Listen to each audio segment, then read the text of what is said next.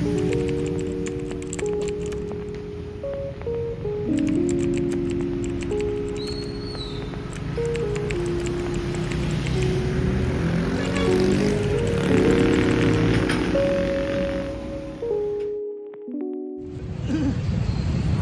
karon nagulat agban lawa eh. So karon natong madunggan ang tingog sa syudad.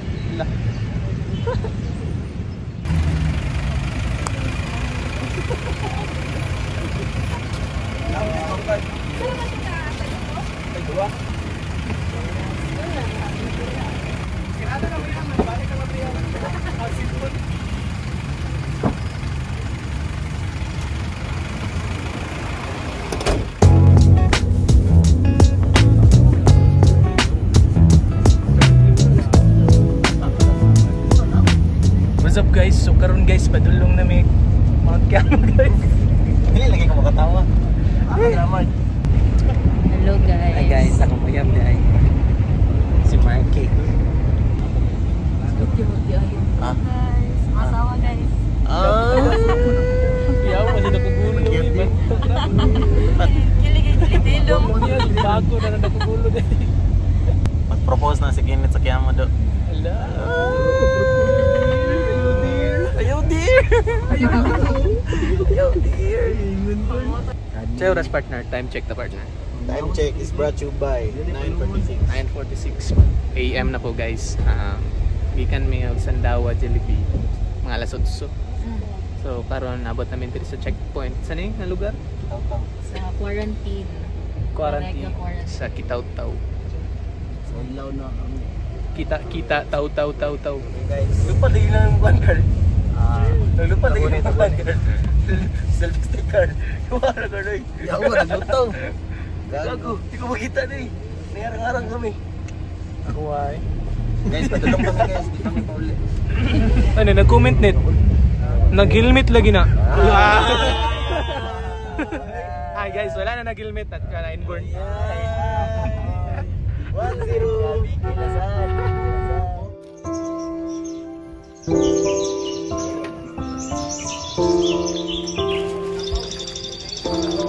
Sa oras dahil.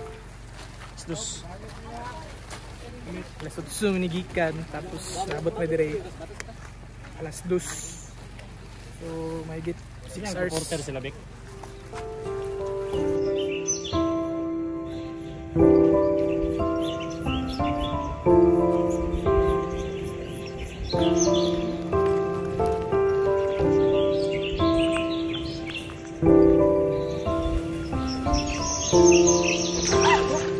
Relax.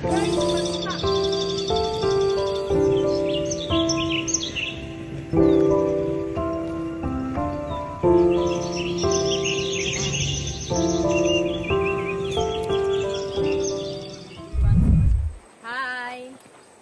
Nagsugod na amo ang paglalakbay patungo sa lugar.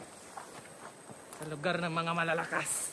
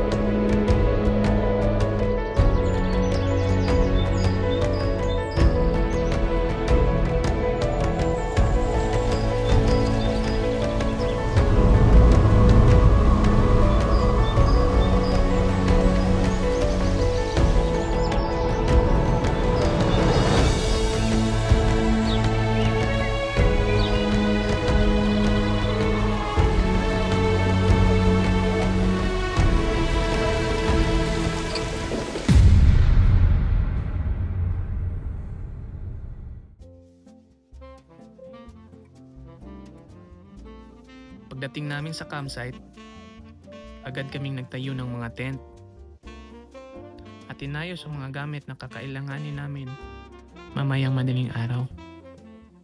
Sumunod na ang kwentong kwela. Kapatid ko sa balay, mura po kami ganaana mo.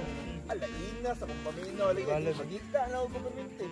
At kwentuhan tungkol sa buhay, trabaho, pag-ibig, at mga bagay na hindi madaling kwento sa syudad. Pagkatapos, tinawag na kami ng aming organizer para sa aming hapunan. Sobrang sulit ang bayad.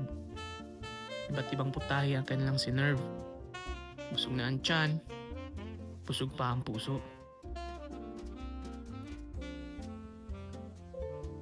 Pagdilim, nagpainit muna kami ng kalamnan at uminom ng konting alak para mas mabilis kami makatulog mamayang gabi.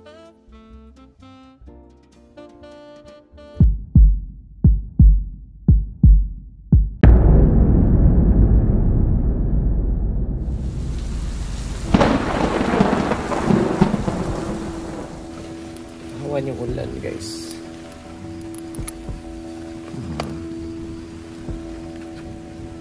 Taligsik. Tapos masakat dito sa tumoy. Nahan. Matay. Pero kaya na ni. Salig lang. Na naman ta dere. Time check ta guys. So alas 2 na sa kadlawon. Tapos alas 3 naka na tagsukod sa Mount Kiamo na peak. Tapos ang problema nato is taligsik. Ang trail ron patay. Tanaw na ito kung tasay pagtanan pansaka. Peace. Lahat ng guys.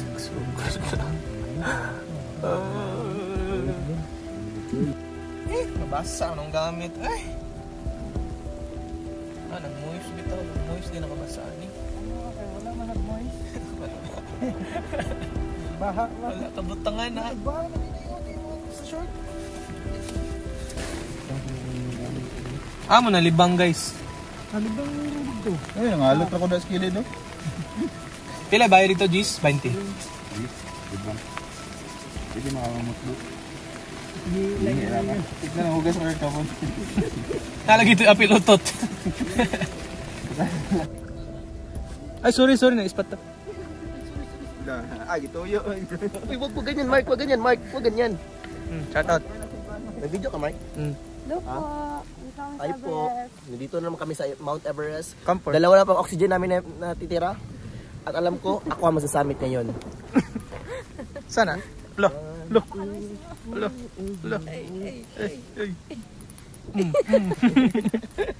Tangin na talaga to. Uy! Dito pa yung asawa ko. Lo, puta. Everest. Putang step here. Camp 4. Wow, crazy pa. Asa yung oxygen mo? Ha? Nandun pa sa camp namin. Sa Amin na lang to. Amin na tong summit na to. Partner. Libang maka. Habang hinihintay naming tumila ang ulan, nagpakulo muna kami ng mainit na tubig para magkape at makakain ng cup noodles para hindi kami magutom sa pag-akyat namin pa summit. Sa oras na to, kinakabahan na talaga kami kung matutuloy pa ba ang pag-akyat o hindi. Hindi pa rin kasi tumitigil ang ulan. Baka'y suspindi na ng guide dahil sa madulas at maputik na daan. Pero sa awa ng Diyos, bandang 3:20 AM, tumila rin ang ulan. Tinawag na kami ng guide at binigyan ng kaunting instructions para sa pag-akyat namin sa summit ng Mount Kiamo. Tayo lang inyong bawat akbang ninyo, nya aware mo kung namoy trick ball, kana magsunod sa inyo, bising matusok ang mata. Siya lang ta, bantayan lang po. Ang mga trekking pole. O din si Mang Duming, itong kanta yung Oo, si Kuya Tonton. Ito ang lead patrol ninyo. So, expected na nato ang kadanlog o kalapok. I-apply na ako atong mga sagbot diyan. Ait food na, makasamad sa mga kamot na to. Ha? Kung na gloves, pwede. Dayon, ang atong kuang good, 3 to 3 hours. Ang pasaka lang. So, kakaroon, naanamutan ng tubig. Tubig, check. Ano mo tubig diya, trail foods. Okay, kung wala ba, kayo magpabalon ni Og, wala yun. Guys, kaya mo diya. Wala siguro to, pero atong Okay. pasaka na to. Ato Then, lang siguro sa pagtugdan sa pag-ampo siguro. O sige, Isa sa ato ah. sige mag-lead prayer diya, para maluwas. Sige, ako na lang. Lord, salamat sa kabuntagon nga ginhatagan mo kanunay Lord, dagay sila kusog kanunay Lord God, pagkasaka ko baba. Lord, guide and safety sila ha. Bawat isa sila Lord. In Jesus name. Amen. Amen. Okay guys, Doro. And good luck. See you sa breakfast, magpapa ninyo.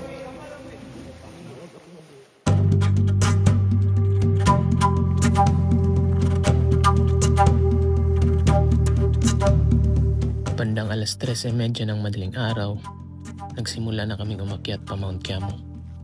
Pitpit ng kaba at ang pananabik. Nakakakaba dahil madilim ang daan. Wala kang ibang makikita kundi mga liwanag na aming dala-dala. Mga aninong gumagalaw sa paligid at ang katanungan na makakaya ko ba to? Hi guys. Yung basic na namin. Basic. Partner. Hol. Kamusta? Partner, kamusta partner? Oh. Franz. Kamusta man? Among garbo na apa, pero among kusog wala na. Lupad na. Napa ko'y garbo. Tagan ta.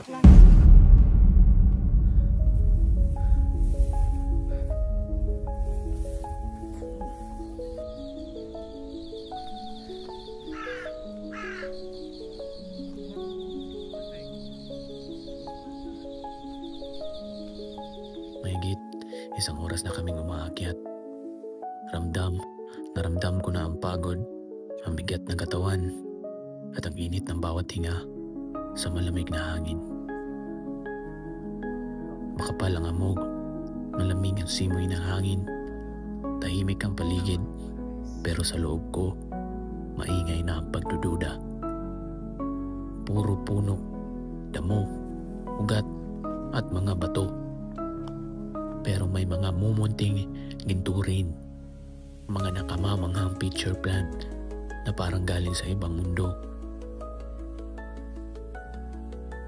Habang kumakain kami, tahimik lang ako at napaisip, makakaya ko pa ba?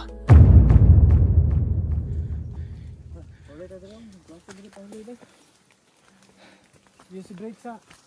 Hindi lumusog yung mga bagtak ko. Guide. Goods pa? Goods pa.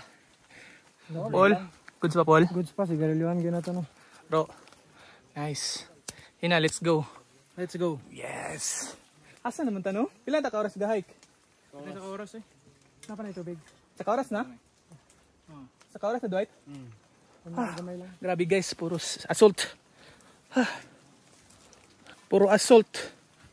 Wa man lay sugar. Hindi niyo gamitan. Kisa di magyon si Vic. Di ay tagdan tanan. Kasi masisi kang big kani. Kisa naman tag doon, Lor. Si Diyan lang si Mike. Ako dali. Dili. Nama uban mo diri. Nama ka diri. Mga basa na kayo ng...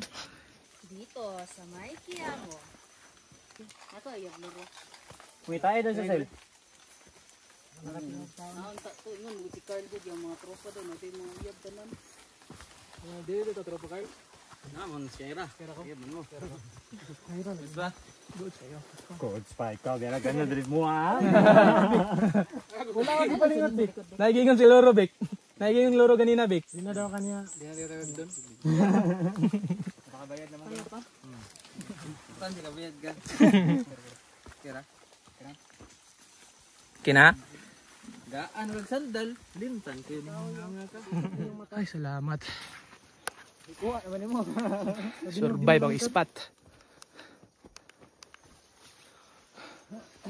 Thank you. Thank you. So, laki na akong nakuha nino. Musab pa ko, bay. Musab pa ko. Musab pa ko. Ikaw. Usap ako. Usap ako. Lord. Last day.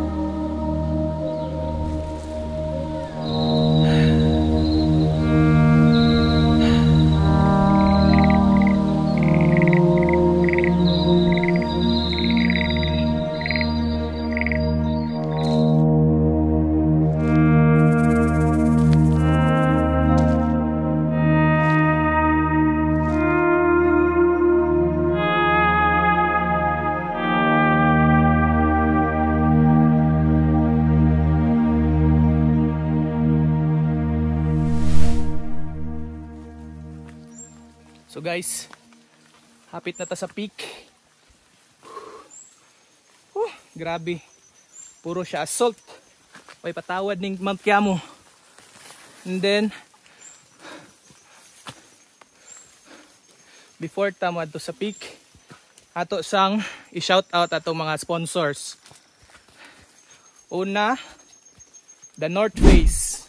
Shout out. Pangalawa, ROX. Ang tulo, ang 1xBet.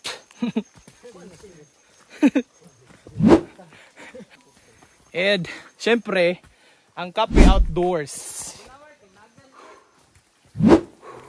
So maura to, montage.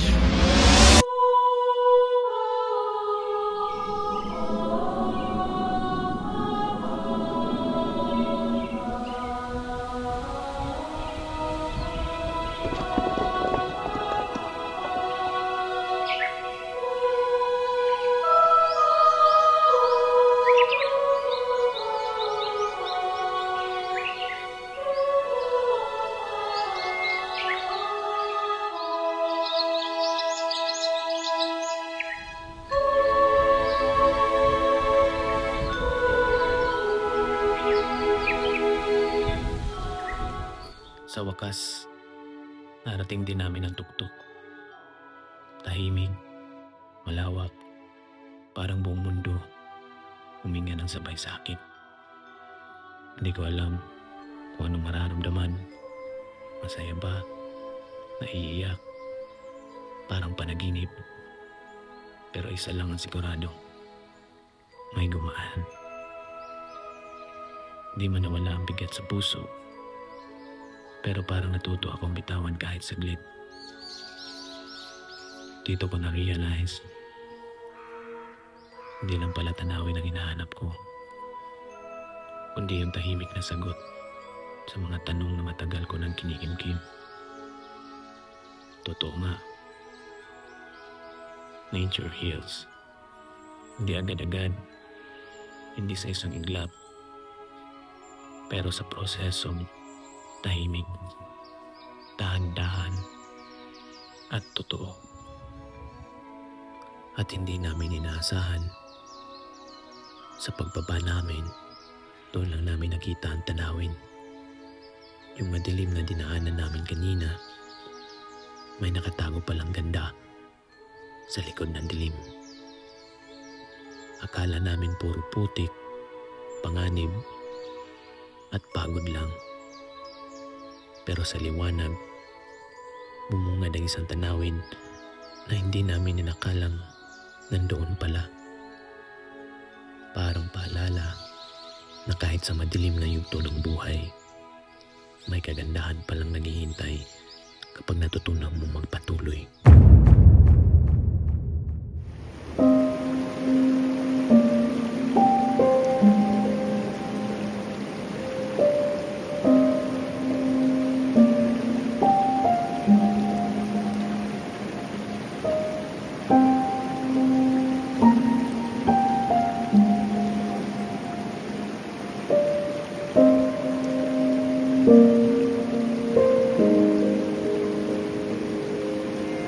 Thank you.